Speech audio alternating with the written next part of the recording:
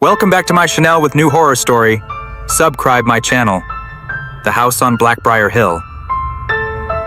Eleanor Thorne arrives at Marrison Manor, isolated on Blackbriar Hill, to serve as governess to orphaned sisters Clara and Lillian. She immediately senses something wrong. Locals fear the place. The previous governess vanished, and the girls behave eerily. Strange rules are followed.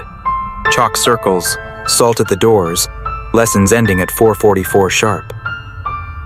Eleanor finds Lady Marrison's old diary hidden in her room, hinting at an ancient evil within the house, and children playing rituals they don't fully understand.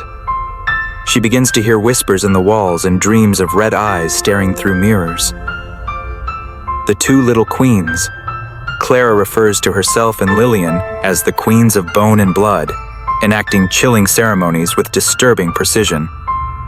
Eleanor discovers Lillian is being prepared for something called the crowning. One night, Eleanor witnesses a ritual in the attic, where Clara performs incantations while Lillian enters a trance. Lillian later confesses that Clara is trying to make her wear the crown, but the crown burns and doesn't want her. Eleanor discovers an occult text in the library referencing an ancient spirit, the red-eyed one, who selects a queen from each generation and consumes the unworthy. Games in the attic. Eleanor searches deeper into the manor and uncovers old family portraits showing generations of sisters, one always mysteriously faded or scratched out. She finds an old phonograph record titled The Last Queen's Lullaby. Playing it reveals a voice, possibly Lady Marrison's, pleading, "Don't crown her. Burn the crown."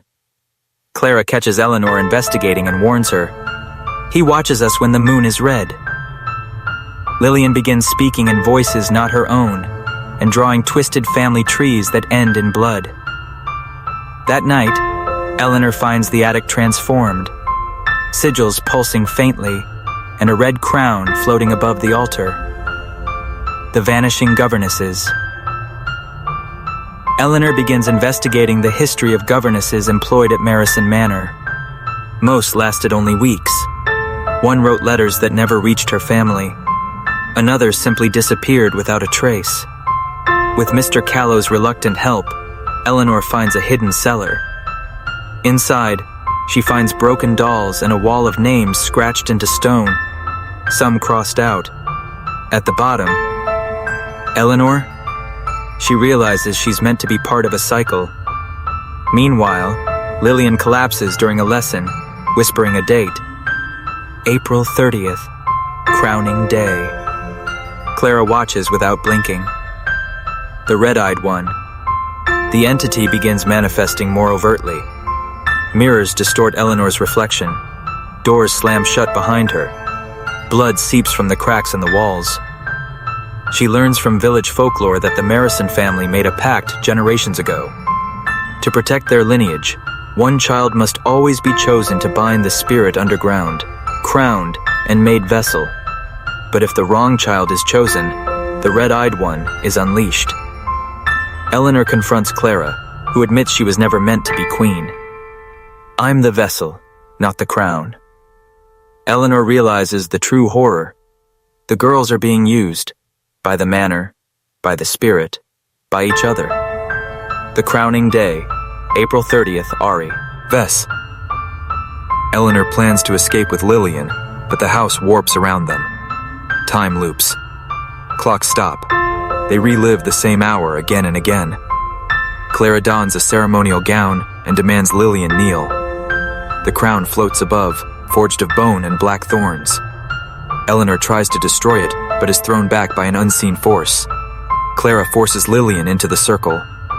Just before the ritual completes, Lillian screams and speaks in Lady Marrison's voice.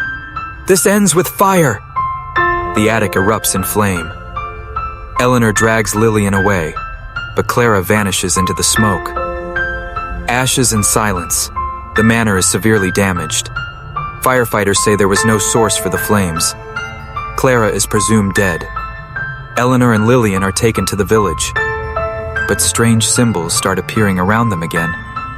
Lillian refuses to speak. She draws Clara with red eyes and says, "She's not gone. She's deeper now." Eleanor begins experiencing waking dreams. Visions of Clara underground, surrounded by skeletons, whispering, "I still wear the crown." Mr. Callow reappears, warning Eleanor. The fire didn't burn the spirit. It only crowned the wrong queen. The hollow below, Eleanor investigates an old chapel on the Marrison estate, built over catacombs. She and a priest descend into the tunnels and find evidence of older rituals. Bones, crowns, cages. There, Eleanor sees the spirit again, red eyes in the dark, and realizes it's grown stronger by feeding on trauma. The true purpose of the ritual was never to contain it, but to feed it. She hears Clara's voice echoing. She was weak. I'm stronger. I'll be eternal. Lillian begins carving the crown into her skin, whispering, "It's coming back." Eleanor resolves to return to the manor ruins to finish it. The ritual reversed. Eleanor and Lillian break into the ruins of the manor. In the collapsed attic, they find the altar still intact, the crown still hovering. No cracked and bleeding. Eleanor attempts to reverse the ritual using Lady Marrison's final writings, but Clara appears, reborn, half human. Isasiatet.